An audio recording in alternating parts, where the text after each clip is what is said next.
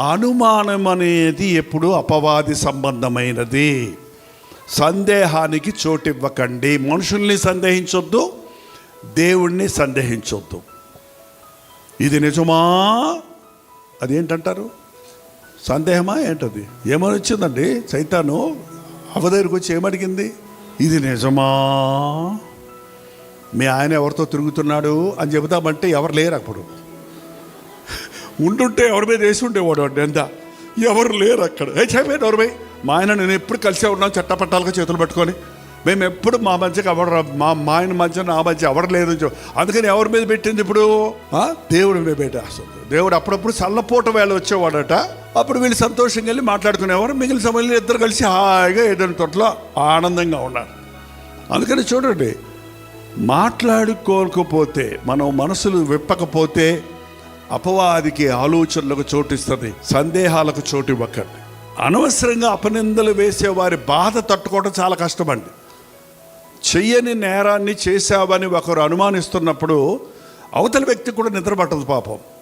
ఆ నింద భరించలేరు, అవమానం భరించలేరు.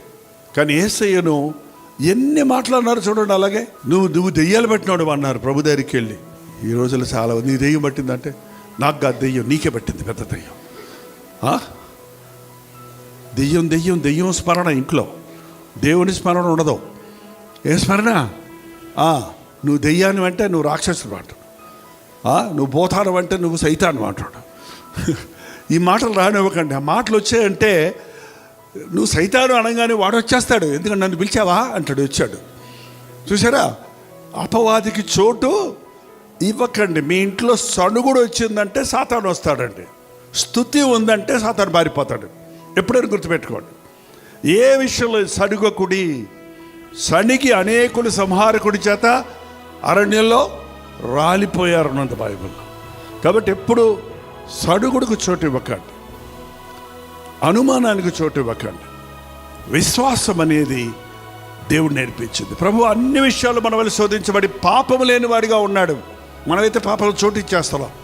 కాబట్టి ఈ రోజున ఏ శోధనలో నువ్వు ఉన్నా కూడా ఆ శోధనలో నుంచి ఎలా బయటపడాలి అనేది ఆయనకి బాగా తెలుసు.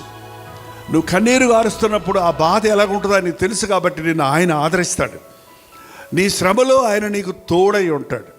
కాబట్టి యేసు ప్రభువుని వ్యక్తిగతమైన దేవునిగా చేసుకోండి, మీ సొంత రక్షకుడిగా చేసుకోండి.